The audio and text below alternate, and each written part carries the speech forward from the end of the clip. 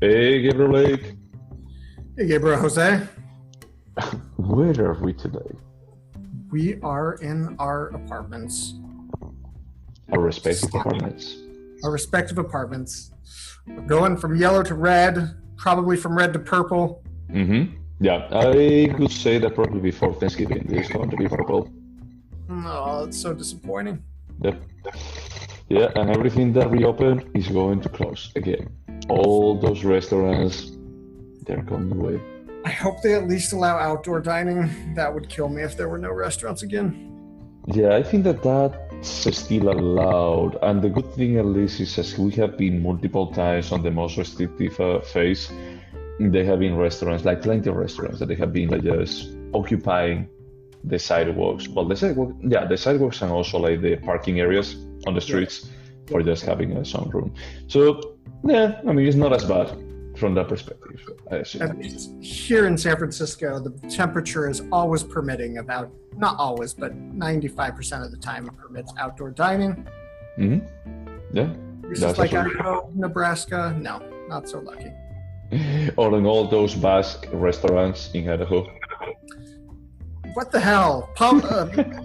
Jose listened to a podcast that said Idaho is like the home of what? It's the largest population of people. Of the Basque people, yeah. Of the Basque people outside of Spain. Yeah. I didn't see any of that in Idaho. Yeah. But honestly, it's still like such a small area in Spain. I mean, small-ish. That is like, look, if you have 100 people from that area here in the States, that's the biggest community. And maybe they will have like 3 restaurants. Yeah, that's enough for just making a name for it, I guess. Yeah. But yeah, just going back to our topic, what did we watch today? We watched, what year was this? 2002. Spike Jonze masterpiece from 2002, Adaptation. Wow. Okay, you're already just setting the bar pretty high. Every week I introduce it as a masterpiece. Clueless masterpiece. I'm going to go back to our recordings and I'm going to be like just qualifying it. I'm going to actually put on my spreadsheet like the word that you use, the qualifier that you use. Actually, I'm doing it right now. Masterpiece. Yeah, this was actually my pick, and the reason why I picked it is because when we started talking about Wild at Heart, you mentioned that you like Nicolas Cage's role, his acting on Wild at Heart. Yeah. And for me, it was the same kind of student, over the top kind of acting that he usually does. He's not one for subtlety. I think that is basically everything is like Con Air level. Or the Wicked Man, like the Wicked Man with the bees, not the bees. Exactly that. That's what I expect of Nicolas Cage. I don't think that he's like the kind of actor that he can just bring himself a bit back and just say like, no, I don't need to go all in. I just need to just add like a tiny bit, to it. And I went with Adaptation because I love the script, of course, being a Charles Kaufman. But also when I watched it, I remember saying like, I didn't hate Nicolas Cage in this movie. What happened here? Yeah, so overall I would agree with you about his performance, but I actually think that he did dial things back in this role. Yeah, I think so. I think that he has this is not like a Jack Nicholson that he does great when he plays Jack Nicholson. Yeah, he was actually good. Yeah, and this one is like he's good. Look, I don't know exactly how they did the casting of this movie, but this is probably one of the last people that I would have picked. But it was good. It was actually like just a really good pick for it. I agree. Yep. So what is this movie about? Don't ask me that. Come on. No, you had to. Dang, I think that I had to define what Mulholland Drive was about. So. All right, so this movie is about Charlie Kaufman, kind of. Mm-hmm. And the movie starts out as Being John Malkovich is kind of ending. They're wrapping up. And he is hired to adapt a book by Susan Orlean. Is that how you say it? Susan Orlean, yeah. She wrote a piece in the New Yorker about a man in Florida who got arrested for harvesting endangered orchids in some reserve, like nature reserve in Florida. Mm-hmm. She became fascinated. She wrote this piece. Random House asked her to expand it into a book, and then Charlie Kaufman was hired to adapt it. He doesn't often adapt stuff, which is interesting because that his latest movie is an adaptation. Yep. So he really struggled with creating a script that's just about flowers.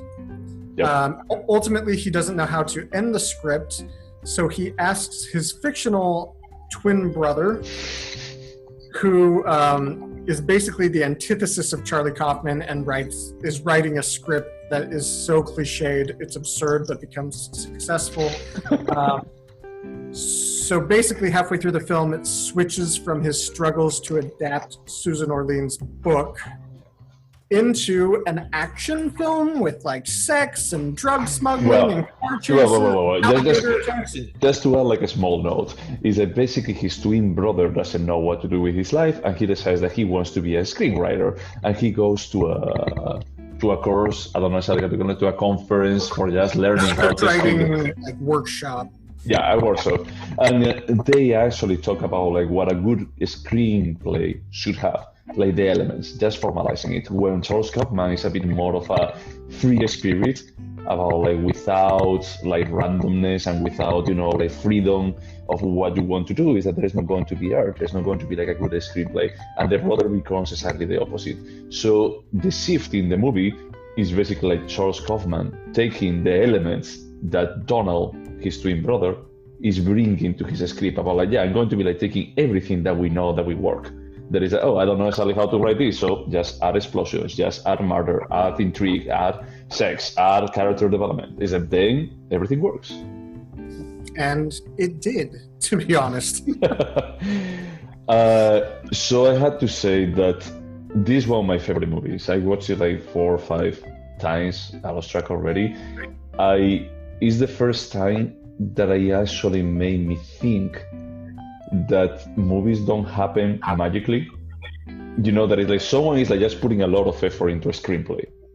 Someone is actually just iterated on top of it, and he actually needs to think about like how to make an adaptation, or even like just how to tell like an original story. But it's the first time that I thought that like Charles Kaufman is a genius.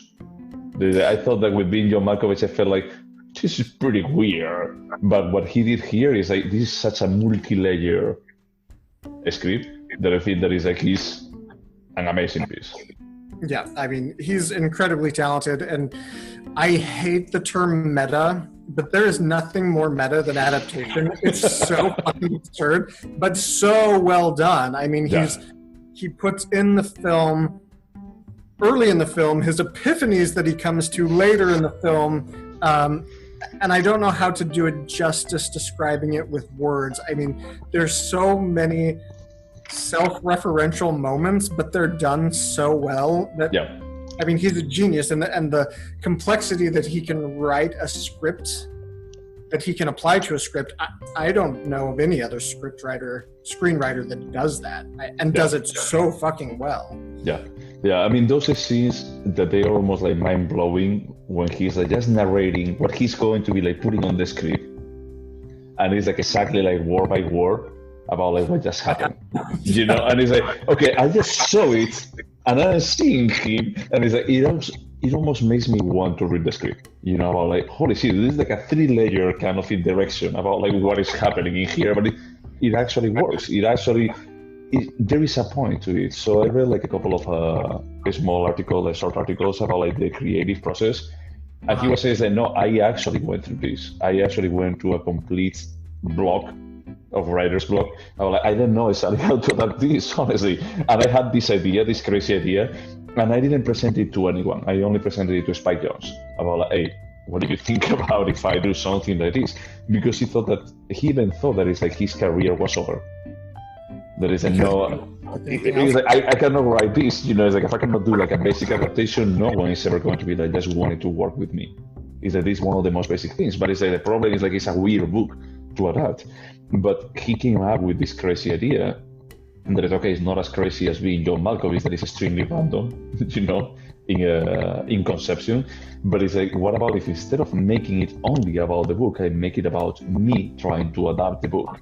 And Spike Jonze was like, holy shit, yeah, just do that. But it's like basically he didn't talk even with his agent or other people until he had like the complete first draft.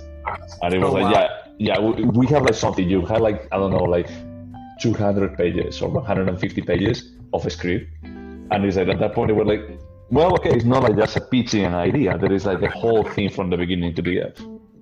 And that's why they greenlighted it. And I think this is just an example of how we've already said it. He's a genius, and his creative problem solving to turn the Orchid Thief, which is a real book by a real author, into this. It's astonishing, and it makes me wonder what Susan Orlean thought about it, because he takes the author as a character, the author of the actual book, and a character played by Meryl Streep in the movie. He takes her to an extremely dark place, and it's very amusing, but it's like, oh, I wonder how she felt about this, because she's kind of this prestigious journalist for the New Yorker. It's all very interesting.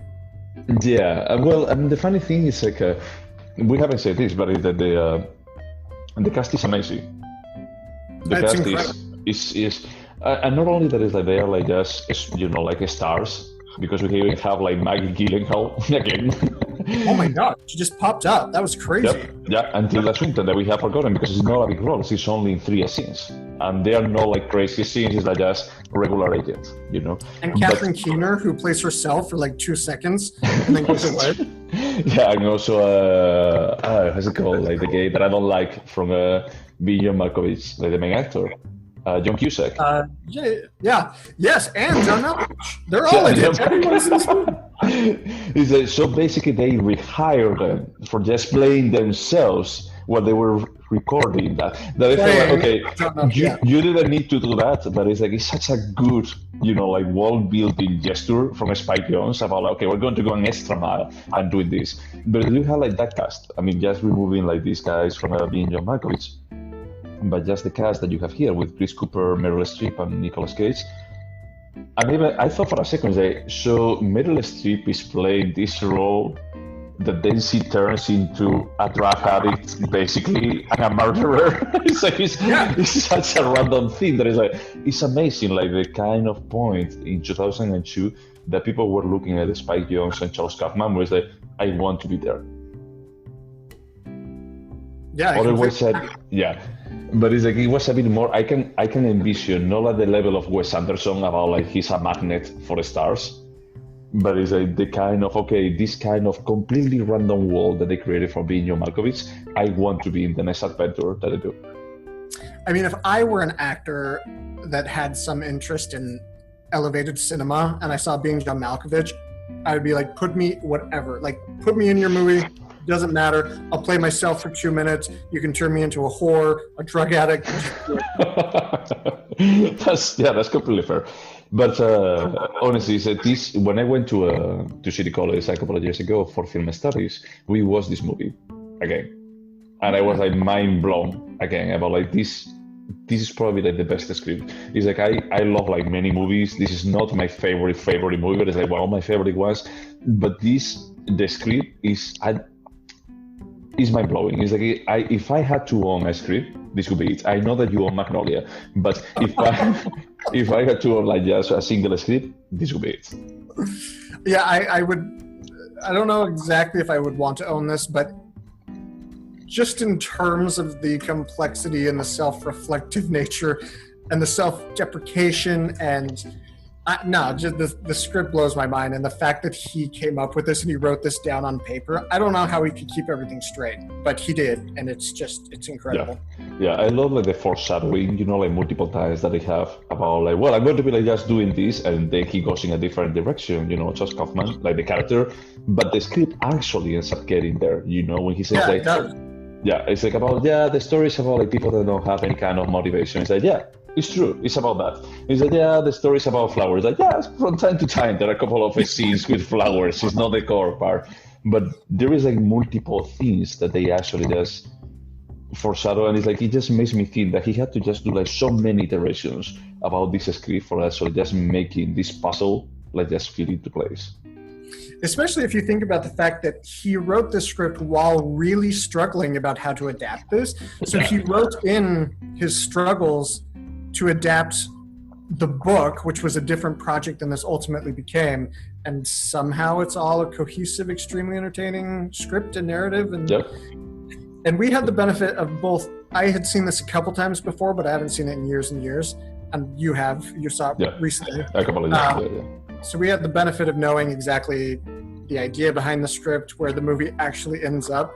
So it was really fun to see at the very beginning of the film, the first time he meets Tilda Swinton, he just goes through a laundry list of what he wants this movie not to be. Yeah, and it ends up being. It becomes exactly that, every single thing. So when each thing that he listed came to pass, I laughed so hard. Like when he said, I don't want the characters to have any epiphanies or change or become a better person. It's just... Every time one of those came to pass, I was like, this is amazing. This is amazing.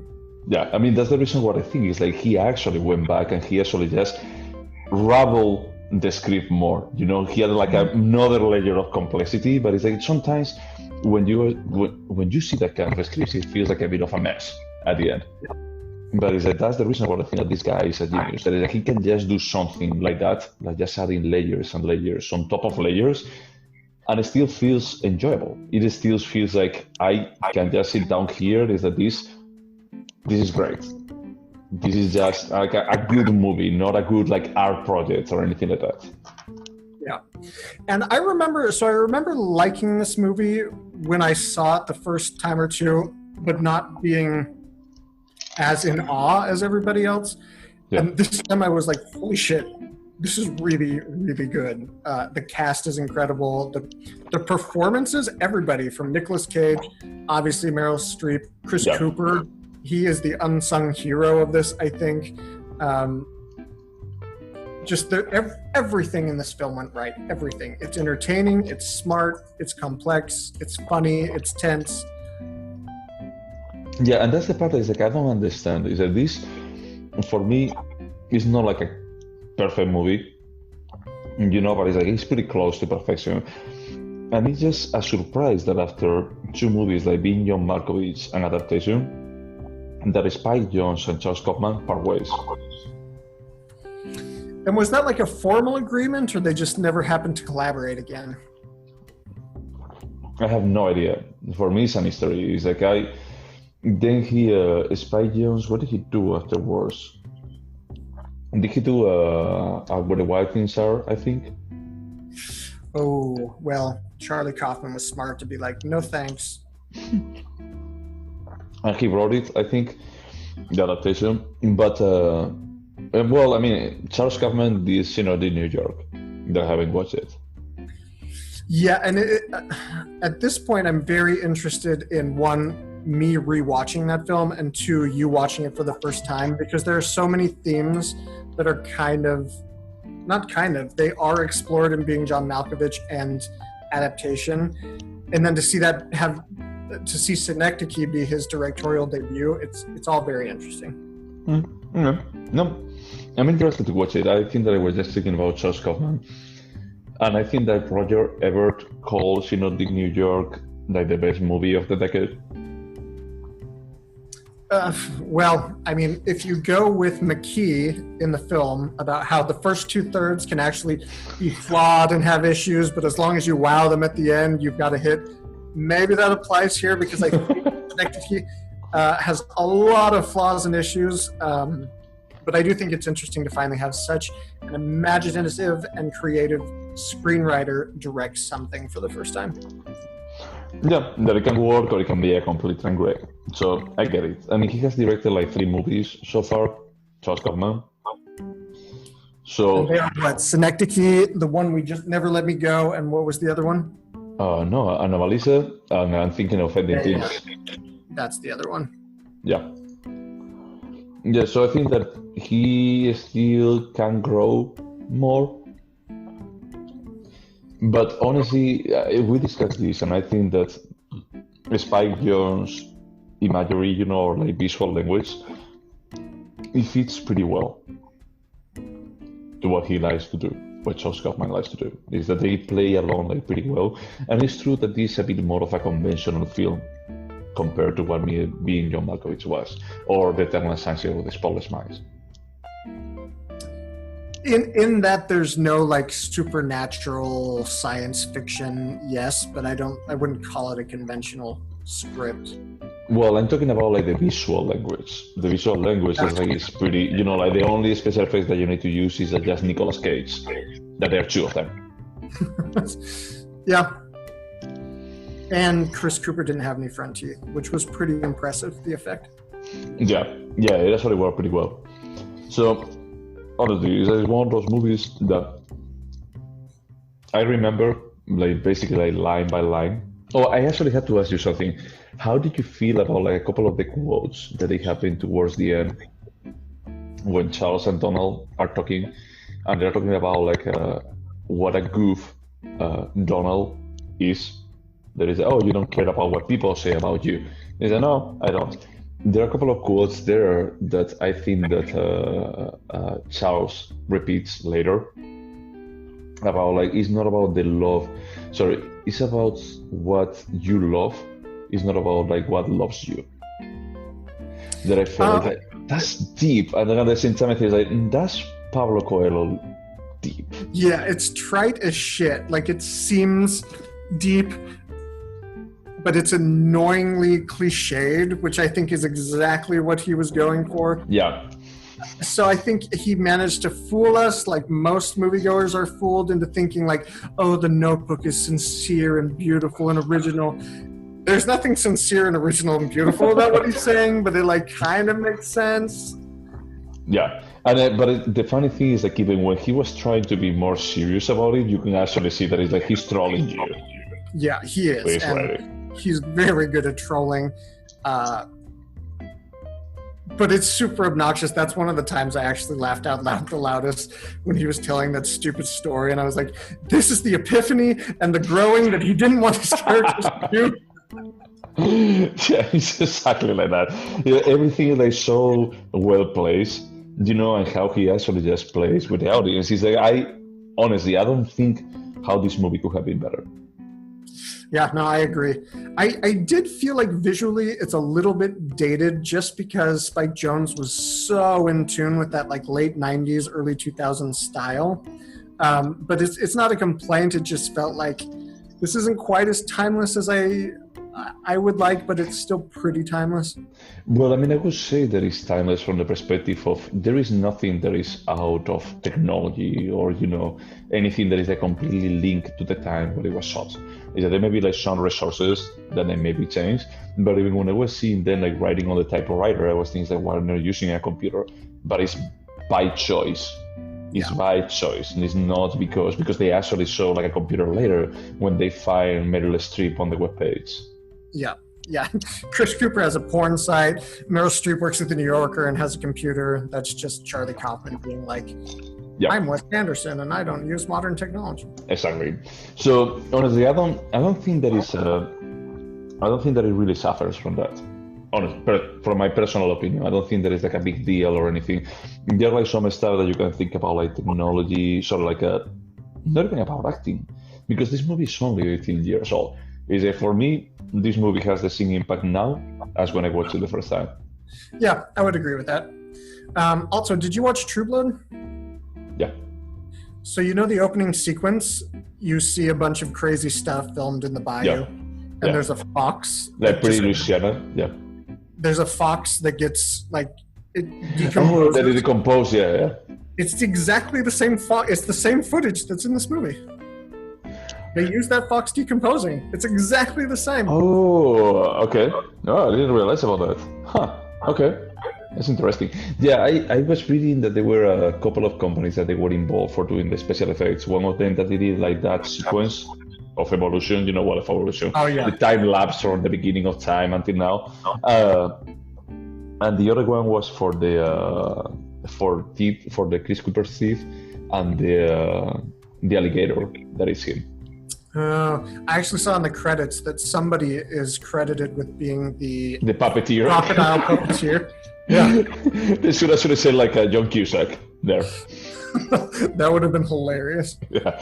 And I love if you actually watch the whole credits, because I thought that it was the beginning of the credits, but but it's at the end. They have a quote from The Three, that is the fictional script that Donald Kaufman writes during the movie. I didn't get that far. I stopped after Crocodile Puppeteer. No, I knew it from the first time that I was like so mind blown after watching this movie that I was just thinking about it, and then I see like the quote. This is the last scene that they play on it, and I was like, holy shit! I mean, that was like such a good kind of Easter egg to it. So it's like now after that, it's like I kept like just waiting for just watching it. So what was the quote? It was something like pretty damp about like, the three of us are the same, but we are different. How we can actually love each other and hate each other so much. The Three, Donald Kaufman. It's funny because when Donald's writing the script and Charlie is like, there's nothing more overused than multiple personalities, and Charlie Kaufman wrote in multiple personalities. It's just everything is so it's perfect. It's so on your face about like so self-critique. And so, I don't think that it's only like about himself. I think that it's also about like just cinema in general.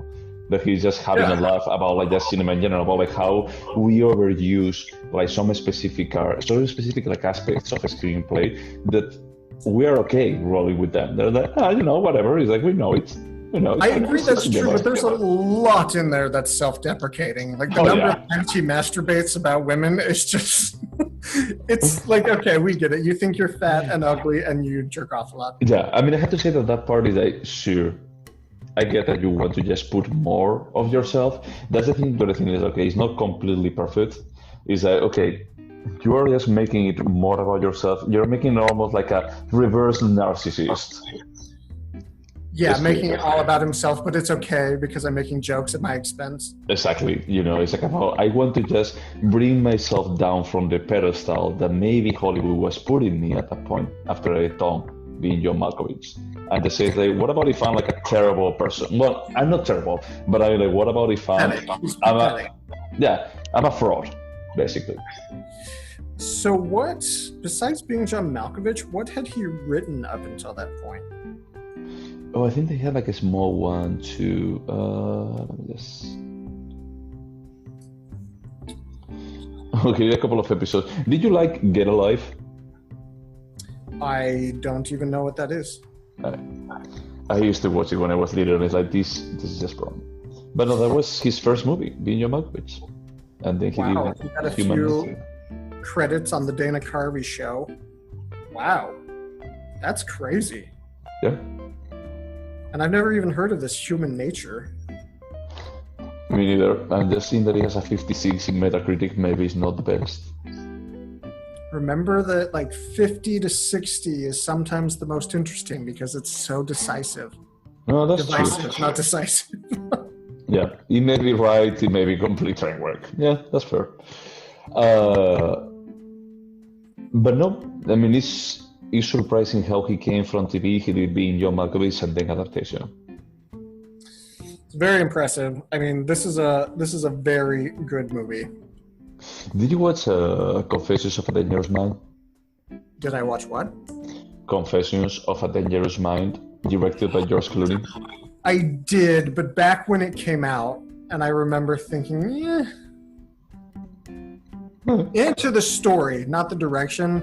I found it interesting that it was George Clooney's first, like, I'm going to direct that. I was like, really? And he didn't actually act on it. Huh, interesting. It was Sam Rockwell, right? Yeah. Sam Rockwell. Yeah, I never watched it. And then he went to do Eternal Sunshine of the Spotless Mind, Synod in New York, How and Why, a TV movie with Michael Cera. Wow. Okay. Interesting. Yeah, I didn't know about that one. And then Anomalisa, and I'm thinking of other things. Honestly, it's like, I think that Charles Kaufman is one of those people that I would like to meet up in life, like in person. I just wonder what kind of person he will be. I think he wants to remain an enigma. As his movies. Yeah. But yeah, so let's go to the questions directly. Would you remember this movie a year from now?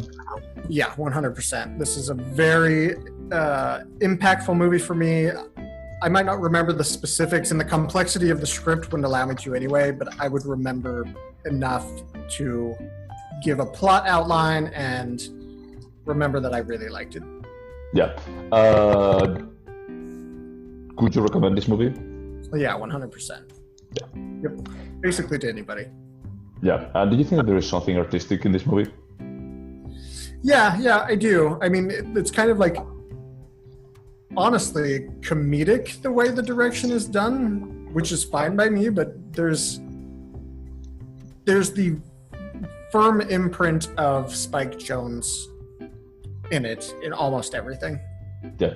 You can actually see York music videos in it too.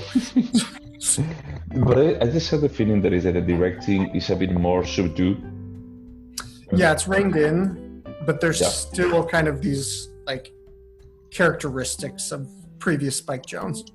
Yeah. I just had the feeling that it's like actually Spike Jonze play his best skills towards elevating the story instead of actually let's go crazy with my visual language. Yep, I agree. Yeah. Do we have a fourth question? Would you watch it again? Would you watch it again? Absolutely. I would watch it again probably 6 months. Maybe. Oh, 6 months? Yeah, that's cool. For me, I think that I said already that this was the 5th time that I watched it. It's one of my favorite movies. Of course, I will watch it again, especially with someone that has never watched it. And I will spend like most of the time like just eyeing, like staring at them, like in the key moments about like how do they react? Are they smart enough? Are they smart enough for enjoying this as it's supposed to be enjoyed? But no, every single person that I talk with that they watch this movie, they love it. I think that it's one of those movies that most people that they watch it is that they appreciate it for what it is. And I will say that this film has a lot out there for cinema lovers, for cinephiles, that you can only get if you're understanding the reference to being John Malkovich and like the industry or whatever, but you don't have to know all of that to enjoy it. Like it's still a good movie for people who are just casual moviegoers. Yeah, and as you said at the beginning, when he's talking with Tilda Swinton, when Nicolas Cage is talking with Tilda Swinton, he said, I don't want to do this. You can even like just bypass that and just even ignore how self-referential the movie is, and you could still have a good time. If you only like just take it for face value about like the story that they are presenting about like the twins and this New Yorker like writing and just becoming like this crazy person, is that you could still enjoy it, but it's like when you actually just dig a bit deeper is when you actually just realize how deep the script is. So if I would watch it again, of course, I mean, this is the 5th time that I watch it. I'm absolutely fine watching this movie. I mean, I don't watch it like next week, but yeah, I will watch it again. If I think that there is something artistic, I think that the art is a bit more on the script. The directing is a bit more functional, I would say, compared to other stuff that Spike Jonze did. It's still good, but I think that it's like so. It's more in the function of the script, per se. I can see that. Yeah. And yeah, I recommend this movie to everyone. Basically, it's like this is one of my first movies when it's like, oh, can you recommend like something interesting that is like below 2 hours? It's like, okay, this is one of the first movies that always comes to 1 my hour mind. and 55 minutes. Here you go. Yeah. So I have a question actually. When I was telling you about this Pablo Coelho level of quotes about like just trying to have an epiphany, you know what movie I was thinking about for a second? I was thinking about The Fall. And why? Tell me. I was thinking about like the scene with Guy Pearce and the little girl when she starts crying about like don't kill them. I don't know why I was connecting with the point about like that the main character right? growth. Yeah. Like the character growth that it was happening at that point about like, yeah, okay, I have my epiphany moment now that someone is crying in front of me. And I felt like, yeah, this happens a lot in cinemas. And I think that The Fall purposefully is trying to be a bit more of a classic script. Yes. Exactly. So I think this is what Charlie Kaufman was kind of like, oh, and then in the final moments, they'll grow. Yeah. And I feel like, yeah, The Fall is like so open, like so, like almost staring at the camera. It's like, I'm growing. This is the point that I'm growing. I'm becoming a better human. And I'm it's going to like, not be suicidal after this moment. yep. I promise that I will never manipulate another 8-year-old girl. So I just felt like in this movie is like how he makes fun out of all the scripts that they happened before. Is that it could actually be read as you are a narcissistic asshole, that you think that you are more important than everyone else. But as he's doing like the self-deprecating humor at the same time, is like he actually balances out. And I feel that It's a perfect balance that he strikes between like being sincere and authentic and like understanding this is laughable. It's okay if you want to laugh. Exactly, yeah. Because I'm also laughing about myself when I'm doing this. Yeah.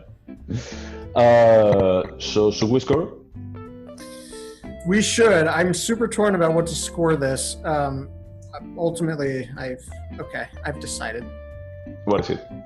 9. A 9? Okay. For me, it's a 9.5. Oh, all right. Yeah, it's like I had the feeling that there are like movies that I love that the more that I watch them, they start like just washing down. That is like but it's like with this one, it still feels fresh. It still feels like I could watch it again in 6 months, and it's like I would still like laugh exactly at the same spots. Albeit I know that they're coming. I completely agree. Every time I would switch stories, it would bounce back to 3 years ago, back to 2. I was just so happy to return to each storyline. I was like, I just want more of everything. Yeah, it's amazing. I think that he credits the screenplay to Donald Kaufman. If I recall correctly, he actually just to this imaginary twin brother, and actually the script was nominated for an Oscar that it didn't win. When these cases happen, I don't check who won because I know that I'm going to be like this. Whoever won on top of Adaptation is like, just fuck you don't deserve it. And I think that it was the first time that the Academy nominated a fictional character to an Oscar. Oh, I see. Yeah. I remember this vaguely now when you say it. Yeah. But yeah, I think that all the cast was nominated. So Nicolas Cage, Meryl Streep, and Chris Cooper, and only Chris Cooper won. Was Chris Cooper a supporting character, or was he a main supporting? Supporting. Yeah, Nicolas Cage was nominated to Best Actor. Got it. Yeah, Meryl Streep is like, she's always at least nominated, but she's amazing. I mean, she's like one of the... I mean, in this role, it's like, come on, it's like, why are you so good? Every time in my mind, she's always overrated, and then I'll watch her in a movie, and I'm like, God damn it, she's like really, really good. Yeah. Is it basically? Do you like tennis? What? Do you like tennis? Did you follow tennis, the sport? Not at all. Not even a little. Okay. So they're always like a really good tennis player. It's like it's usually the kind of thing, is that during the 90s or in the 80s there was like one really good player, and it's like he was winning everything on male tennis. On female tennis a bit more like just depending on the surface, things change a bit. But I remember like just talking with someone about tennis and say like, look, this player is amazing. What is the problem that he has is that he actually was born in a point that this other player is the best in history, not about like the time, in history. So it's like he cannot do anything. He's always going to be like just like second or third in just born 10 years before, he would be like the best of the time. And is that the problem with Meryl Streep? I think that it's like the same, is that she's probably the best actress ever. I would argue Isabelle Huppert is light years ahead of her, but I see what you're saying. Okay, but it's let's just say that Isabelle, for example, for Meryl Streep, I think that this was a very edgy role that she did. Edgy for Meryl Streep. For Meryl Streep. Now, if we go to Isabelle Huppert, she's completely comfortable with just being a role that she gets raped like multiple times, and then she actually just emotionally manipulates the rapist. But I just think that Meryl Streep picks projects that are right up her alley. She knows she can do them, and she does them well. Isabelle Huppert does like experimental stuff and puts herself out there, and she delivers every single time. Sure. I mean, for example, I don't see Meryl Streep like just becoming a Marvel superhero. You know, it's like I know that she knows her strengths, but at the same time, her strengths are like significantly wider than, for example, the case of Nicolas Cage or Jack Nicholson. Yeah, absolutely. I'm not saying Meryl Streep is not a good actress. She's a phenomenal actress. I don't think she's the best actress to ever live. That's all.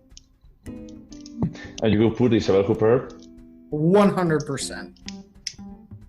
I'm not going to disagree with you because otherwise I know that you'll be picking Elle, and I don't want to watch Elle again. So what is the very last Haneke film that he did? Happy Ending? Oh, Happy Ending. Yeah. So that came out, and then Isabelle Huppert, like 3 months later, a new film came out where she was just a woman who got divorced and had to discover who she was. And just who she played in both films, it was they were different people. It was incredible. Anyway. Yeah. Okay. I will give you that. Isabelle Huppert can do like pretty crazy different stuff and still succeed in any role that she's doing. But I would say that Meryl Streep doesn't go like to those extents, like just going into something like Elle, but the roles that she's doing is not exactly the same, each one of them. She can actually do a musical, a drama, a comedy, and she still succeeds in all of them. And I have to say, I love when these America's sweethearts do these roles that are kind of edgy. So I think of when Julia Roberts did Closer, and she says those filthy, filthy things to Jude Law. It's super thrilling, and to see Meryl Streep be this kind of slut, not to slut shame, but she's cheating on her husband, she's doing drugs, she wants to kill this guy. It's show me more of that Meryl Streep. Yeah, but it's she actually does it in a believable kind of way. Yeah. So it's I felt impressed, and it's it's one of those things that is every single time that she's nominated, I assume that the other 4 actresses that they are nominated, they are like, oh god, here we go again. If I was nominated with her, I'd be like, well, she never wins, so maybe there's a better chance for me to win. Doesn't she have 4 or 5 Oscars? I think she just has 2 and 19 nominations. Wow. Okay. She won for Sophie's Choice, and she has one for Margaret Thatcher, for playing Margaret Thatcher. Maybe that was her 3rd win, but she doesn't have that many. Okay, I would think that she has more. So she was a sweetheart? What I mean is just she's beloved by America, she's American, and she often plays romantic comedy, kind of these safe roles. To see her go into something a little darker for me. Oh, Kramer versus Kramer. That's true. Okay, so The Iron Lady in 2012 was her 3rd. Yeah, you're right. It's only 3, okay. Wow, that's crazy. From Frustrated Yankees, Into the Boots, that's true. This was the only good thing of that movie. Oh, The Doubt. We should watch Doubt. Well, you're free to pick it sometime. Okay, I will add it to the list. Anything else that we should say about Adaptation before we keep digressing? Nope. Great movie. Anyone listening should watch it. Right now. Let's stop what you're doing right now and just turn off the podcast. Rent it on Amazon Prime. Yep. So what are we watching next? We are watching Bjork's film debut, The Juniper Tree. Do you know if it's findable anywhere? So, at least last year it was on Netflix streaming for free. Right now it's on Mubi, M-U-B-I, which is a service that you have access to 30 films. They change out the film every day. So I know you can watch it on that, probably on Netflix, and I'm sure you can rent it now. Gotcha. Okay, cool. Well, if we don't have anything else to say about the masterpiece that Adaptation is, I think that we can stop here. Right. All right. To whoever is listening to us, as we said, stop doing whatever you're doing. Even if he's driving, is that just pull on the side. Yeah, it's fine. Yeah, it's like even if he's in the highway, I think that the police would actually understand you gotta stop there. Sorry, officer. Look, it's Adaptation. I need to do it. The podcast told me to do it. But yeah, thank you so much for listening. And wash your hands. Bye.